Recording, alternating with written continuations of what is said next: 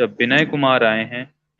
हाँ जी, विनय कुमार चिड़ियानंद जी जी भी बोल रहे आना चाह रहे थे, वैसे बता दूं ना। हेलो। हैं। हाँ जी, आ हेलो। जाओ चिड़ियानंद जी। हेलो। हाँ हाँ, हाँ विनय कुमार सर बोल रहे हैं। आवाज आ रही सर? हाँ, आ रही है। हेलो। अ, नमस्कार सर। हाँ जी सर, नमस्कार। सर ये अभी जो स्ट्रीम हुआ ये कौन से बुक था सर, कौन सा बुक? सर ये बुक नहीं था, उन्होंने अपना एक्सपीरियंस लिखा था, जो मैंने अच्छा आपको बताया। सर, दूसरा सवाल है सर, ये मनुस्मृति में कहीं लिखा है कि शूद्रों को गाली दिया जाए? मनुस्मृति में तो ये निंदा युक्त तो उनका नाम हो, ये लिखा है, तो ये गाली नहीं है तो क्या है? उनका नाम ही निंदा युक्त होना चाहिए, जो मतलब एक गाली की तरह ही लगे। अच्छा, क्योंकि सर मैं अपना निजी अनुभव बताना चाहूंगा सर। हम्म। अ, उस समय मैं लगभग 10 या 12 साल अच्छा का। आप अच्छा सर, आप पहले ये बताएं, आप एक धार्मिक हैं या फिर आप नास्तिक आदमी हैं? हेलो। हाँ सर, आपको मेरी वॉइस आ रही है? मैं तो अभी सर हाँ आ रही है सर, आ रही है। हाँ। मैं अभी तो नास्तिक नहीं बना हूँ सर, लेकिन उस ओर अग्रसर हूँ आपका अच्छा, स्ट्रीम तो सुन आपको के साइंस। अगर सर आपको जैसे मनुस्मृति के बारे में, मनुस्मृति में क्या क्या लिखा है, अगर वो देखना है तो मैं दिखा सकता हूँ आपको, अगर आप कहें तो। किस जाति से आते हैं सर आप? वैसे मैं जाति, हिंदू धर्म में जाति ग्वाला से आता हूँ। मतलब शूद्र जाति से आते हैं आप? जी, शूद्र से। हम्म। तो आपको लग रहा है कि मनुस्मृति में आप ये पूछ रहे हैं कि कहीं ऐसा लिखा है क्या कि अ, जो शूद्र है उसको गालियां दो? जी जी। अगर ये बात आपको दिखा दी जाए कि शूद्र को गालियां दी गई हैं, गालियां देने की बात कही गई है, तो आपकी प्रॉब्लम सॉल्व हो जाती है कि और भी, जैसे मैं अगर आपको कुछ दिखाऊं तो उससे और कुछ आपका सॉल्व होता है? जैसे कि उदाहरण के तौर पे कि आपको कोई भी धार्मिक किताबें नहीं पढ़ना है, आपके पास जो भी कुछ है वो ब्राह्मण का है, इससे बनेगी बात आपकी? हाँ। हाँ सर, वो तो जाहिर है कि वो ब्राह्मण का ही है, ब्राह्मण का ही किताब है, वो तो है ही सर, हम लोगों का तो हम्म। वो नहीं है। क्योंकि हम्म। मैं सर, एक अनुभव है मेरा, ऐसा है, हम्म। मेरे गांव का ही अनुभव है।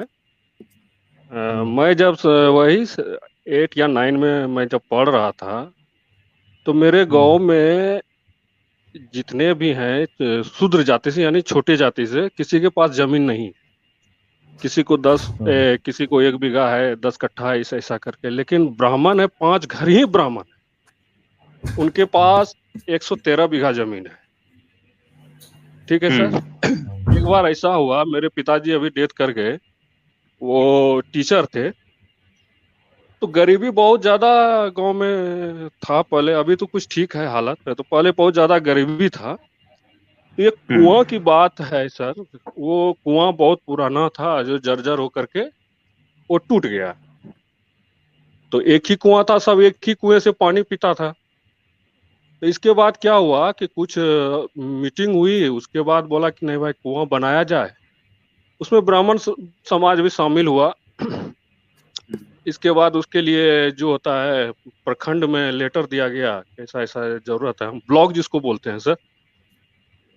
तो वहां से उसको सैंक्शन किया गया, फिर आया। तो इसमें अंदरूनी जो कास्ट के थे, जो ब्राह्मण थे, वो खेल खेल गया।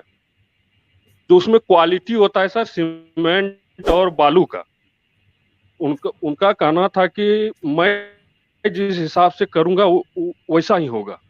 और इधर का कहना था कि नहीं, जो भी बनेगा क्वालिटीदार बनेगा। इसमें विवाद हो गया, और पूरा विवाद हो गया। मेरे पिताजी सबसे आगे थे इस सब करवाने में, ये करवाने में। इसके बाद क्या हुआ कि वो ब्राह्मण पूरे गांव को एक कर लिया और मेरे पिताजी को अकेले छोड़ दिया। और पूरा, और इसके बाद उन्होंने क्या किया, डायरेक्ट वो वार नहीं करता, छोटी जाति को ही छोटी जाति से वो लड़वाता है। यानी कि उनको ऐसा किया गया कि वो शराब पिला करके जाके उसको गाली दो।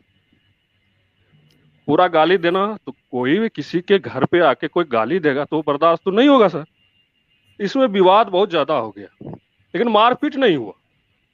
तो तथाकथित ब्राह्मण जात था, उन्होंने जा करके एक जाति का, हम लोग तरफ घटवाल होता है, वो एससी में आता है, उनको क्या क्या कह करके झूठा केस करवा दिया। झूठा केस ये करके करवा दिया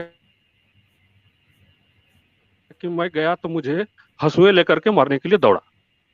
इसके बाद क्या हुआ, सब कुछ होते होते मैंने देखा कि सर वो जो तथाकथित उच्च जाति के थे, अपने घर में वो हैंडपंप गड़वा लिया और बाकी को छोड़ दिया। और बाकी जो थे वो सब जाते थे, मतलब लगभग 1 किलोमीटर आगे आदिवासी है, संथाल, हम लोग तरफ झारखंड में संथाल है, वो लोग मट कुआं यानी मिट्टी का कच्चा कुआं जो होता है वहां से पानी लाता। हम लोग भी वहां पर जाते। और उन्होंने, और हमारे गांव में हम लोगों का भाषा अंगिका है, और अंगिका में शूद्र को राड़ कहा जाता है। कि वो बोला करता था कि राड़ को छोड़ दो, राड़ को पानी पीने का नहीं है, अपने मरेगा, अपने जो करेगा करेगा। अंत में वो कुआं नहीं बना सर, उसी तरह कुछ दिन तक चला।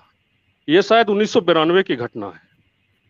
जस्ट 1 साल बाद 1993 में वो कुछ संथाल आदिवासी था, जो कि ब्राह्मणों ने उनका वो 113 बीघा जमीन जो था वो संथाल का ही था। तो कुछ ऐसा हुआ सर कि वो अपना कागज पर्चा निकाला तो हो गया कि नहीं, ये जमीन तो हम लोगों का है। उन्होंने अटैक कर दिया और ब्राह्मणों को भगा दिया। ठीक है सर। इसके बाद बहुत गोलीबारी हुआ, गांव में अशांति का माहौल छा गया। धीरे धीरे सबको समझ में आया। लास्ट में किसी तरह वो कुआं बना। कुआं बनने के बाद वहां पर भी फिर आया वो लोग लास्ट में, वो कि नहीं, इन लोगों को पानी पीने नहीं दिया जाए। यहाँ तक कि एक सो कॉल्ड जो जाति होता है नीचा चमार, बगल के गांव में था, पानी पीने पर बुरी तरह से उसको पीटा गया। तो इसलिए मैं आपसे पूछा कि सर कहीं गाली देने का प्रावधान है क्या इसमें मनुस्मृति में? हाँ सर, मैंने देखो प्राइवेट चैट में वीडियो का लिंक दिया है जिसमें मैंने सारा कुछ बताया है मनुस्मृति के बारे में। मेरा ही वीडियो है तो आप उसको देख सकते हैं। अच्छा सर, ये और मैंने बताइए, उसमें पूरा आप मेरे को ये रेफरेंस जी बताइए जी कि आपने कहा कि आप अभी भी नास्तिक होने की तरफ अग्रसर है ना? जी और जी आपने ये भी कहा कि आप ब्राह्मण धर्म के हिसाब से आप शूद्र जाति में आते हैं। वैसे मेरे लिए आप जी जी एक इंसान है जैसा मैं हूं ना। जी तो सर। आप यहाँ पे आके जो ब्राह्मण हैं उनकी कमियां दिखा रहे हैं, जी जी ठीक है? सर। आप जी उनकी बुराइयां बता रहे हैं कि उन्होंने आपके साथ ऐसा कर दिया, ऐसा कर दिया। तो जी मैं आपको थोड़ा सा ये दिखाना चाहता हूं, क्योंकि आप चूंकि ये जी बता रहे हैं कि आप ब्राह्मण धर्म के हिसाब से शूद्र हैं, इसलिए बस जी जी जी आजाद मेरी स्क्रीन शेयर कर देना। हम्म। देखिए, अगर ये देखने के बाद आपसे छूट पाए आपका ब्राह्मण धर्म, आजाद मेरी स्क्रीन शेयर कर दीजिए। हाँ जी, ये देखिए मैंने मनुस्मृति खोली है। मनुस्मृति जी के सर। 8वें अध्याय में लिखा है, भाई, यदि नाम और जाति को बोलकर द्वेष से द्विजातियों को गाली दे तो उस शूद्र के मुख में अग्नि में तपाई 10 अंगुल की कील डालें। जी आपने जो अभी ये बात करी ना, आपका जो धर्म जी है वो ये कह रहा हाँ है कि जी आपके मुंह में मैं कील को गर्म करके डाल दूं। आपको पता है, शूद्र अभिमान से द्विजों को धर्म उपदेश करे तो राजा उसके मुख और कान में खौलता तेल छोड़ देवे। आप हमको मॉरल का लेसन नहीं दे सकते सर, ये पता है आपको? यदि अभिमान से कहे कि तू वेद नहीं पढ़ा है, अमुक देश का नहीं है, तेरी ये जाति नहीं है, तेरा संस्कार नहीं है, तो राजा 200 पण दंड करे। ठीक है, ये ये है पान क्या सर होता है सर? आपका जो, ये वो जो पैसा उस समय जो चलता होगा ना, पण, अच्छा। ये उसकी बात है। तो सर ये जो आपका ब्राह्मण धर्म है ना, ये तो भाई आपको देखिए लिखा है ना, 9वें अध्याय में आता हूं मैं, शूद्र द्विजों को अपने जिस अंग से मारे उसी अंग को कटवा डाले, यही मनु जी की आज्ञा है। हाथ डंडा उठाकर मारे तो हाथ, और कोप से पैर से मारे तो पैर काटने योग्य है। बताइए सर, ये ब्राह्मण धर्म छूटेगा आपसे? अब आपको इंसान नहीं मान रहा है ये धर्म? वो तो जाहिर है सर, वो देख पा रहा तो हूँ। फिर आप किस चीज के इंतजार में सर? लात मारिए ना ऐसे धर्म को। अगर मैं आपकी जगह होता और मेरे को अगर किसी ने ये पढ़ा दिया होता ना, और मैं अगर आस्तिक होता और मेरे किसी ने सिर्फ ये पढ़ा दिया होता और मेरे अपने स्वाभिमान को ललकारा होता ना, मैं उसी क्षण अपने धर्म का त्याग करता मैं। अब आपको ये तय करना है कि आपके लिए आपका स्वाभिमान बड़ा है या काल्पनिक किताबें बड़ी हैं। सर स्वाभिमान तो सबको प्यारी होती है सर, सबसे बड़ा तो स्वाभिमान बस ही तो है ना। ये आपको क्या बोल रहे हैं, देखो ना कि आप शूद्र द्विजों को जिस अंग से मारे उसी अंग को कटवा डाले, ये मनु जी की आज्ञा है। हाथ डंडा उठाकर मारे तो हाथ, और कोप से पैर से मारे तो पैर काटने योग्य है। नीच जाति का ऊंची जाति वाले के साथ अभिमान से बैठना, आप ब्राह्मण के साथ या कोई भी द्विज के साथ, क्षत्रिय के साथ, वैश्य के साथ आप बैठ भी नहीं सकते हो ना। बैठना चाहे तो उसकी कमर में दाग करके देश से निकाल दें। ये आपके साथ कर रहा है ये ब्राह्मण धर्म। आप किस चीज के इंतजार में? हिन वर्ण ऊंचे वर्ण के ऊपर थूके तो दोनों हाथ कटवावे, मुंहते तो लिंग और पादे तो गुदा कटवाने वाले बाल पकड़े। ये देखो सर, पैर पकड़े घसीटे, दाढ़ी गर्दन और अंडकोश में हाथ लगावे तो बिना विचार झट हाथ काट देवे। खाल खींचने और खाल निकालने पर 100 पड़ दंड करे, मांस काटे तो छनिक और हड्डी तोड़े तो देश निकाले की सजा दे।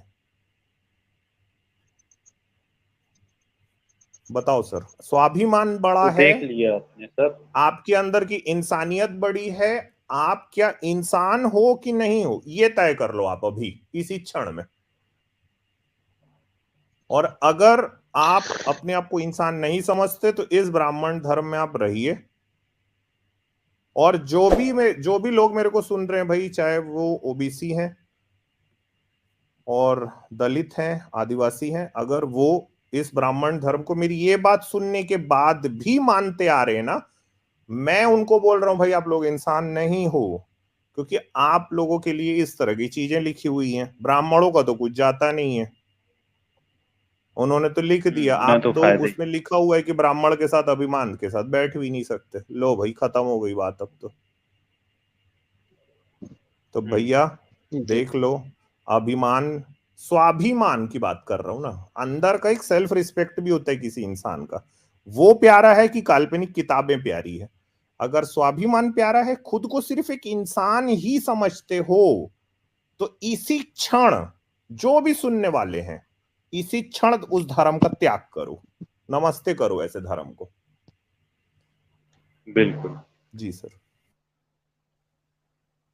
हाँ सर, बताएं। अभी आपने देखा, अगर जो अमित सर ने बातें कही, अगर आप सहमत हैं तो सर बिल्कुल ऐसे धर्म को तुरंत नहीं सर, नमस्कार कह बिल्कुल दीजिए। सहमत हो सर, बिल्कुल बिल्कुल सहमत हो सर। और और विनय कुमार जी, जी सर। हाँ, और ना मनुस्मृति के अलावा कोई भी आप धर्म ग्रंथ उठा के देखें, चाहे वो जी महाभारत हो, रामायण हो, रामचरितमानस हो, वेद हो, पुराण हो, कुछ भी हो, सब में यही सब लिखा हुआ है।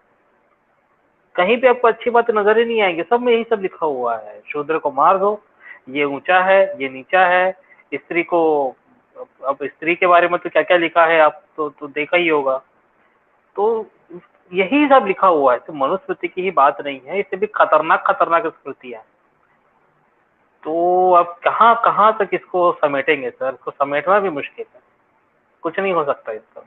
बाबा साहब ने सही कहा था, हिंदू धर्म ग्रंथों को डायनामाइट लगा के उड़ा दो। बिल्कुल। तो सर देखिए, आपको हिंदू रहना है ठीक है, बट मैं तो यही कहूंगा कि आप इस बिलीफ को छोड़ दीजिए, कम से छूट कम। रहा है सर, वो धीरे धीरे दिमाग से मोह हट हाँ, रहा है। धीरे धीरे दिमाग से इसका धर्म का मोह ही हट रहा है। जी जी जी जी।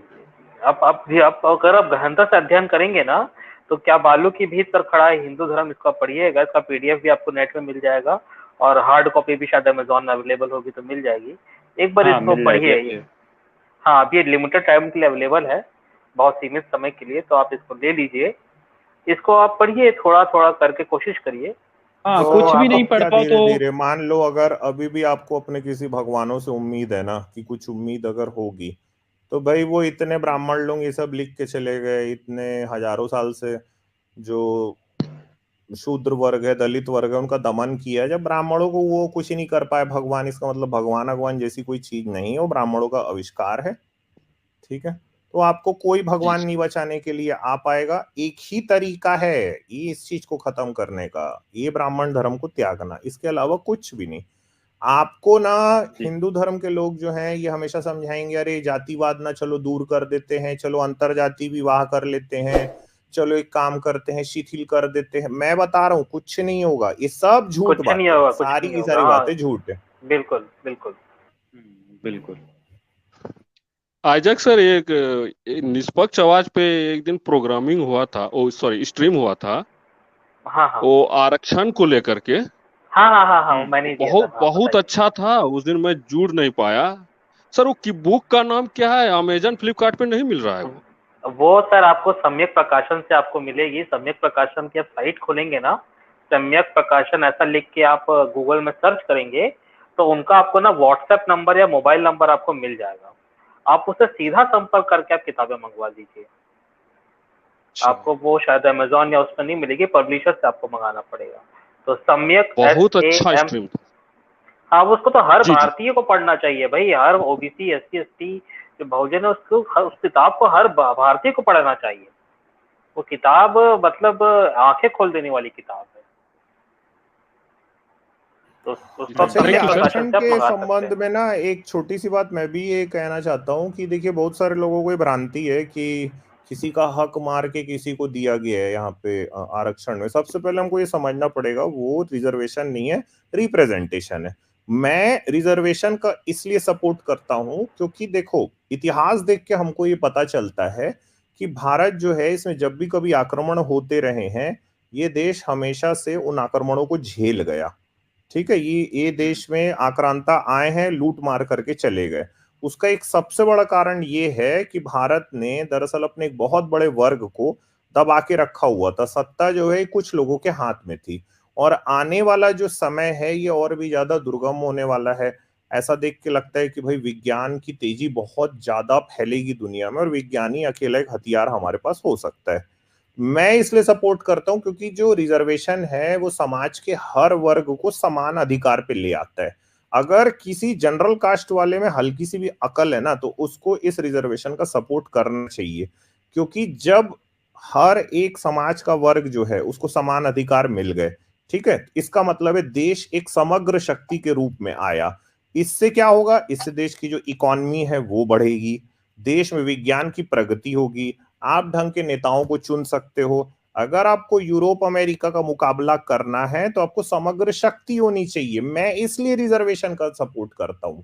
और इन लोगों को ये सब बात ही समझ में नहीं आती है यार। उनको लगता है कि जो 7-8-10% के जो लोग हैं वो ही पूरी संसाधनों पे कब्जा किए रहे हैं, तो ऐसा देश कभी सक्सेसफुल होता ही नहीं है। ये तो इतिहास ये हमारे सामने है इतिहास।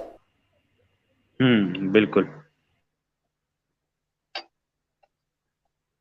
ओके विनय कुमार सर, फिर आप समझ गए होंगे, आते रहें। अगर कोई और डाउट है तो आप जरूर आके स्ट्रीम में पूछ सकते हैं। Thank you sir, thank you. Thank you.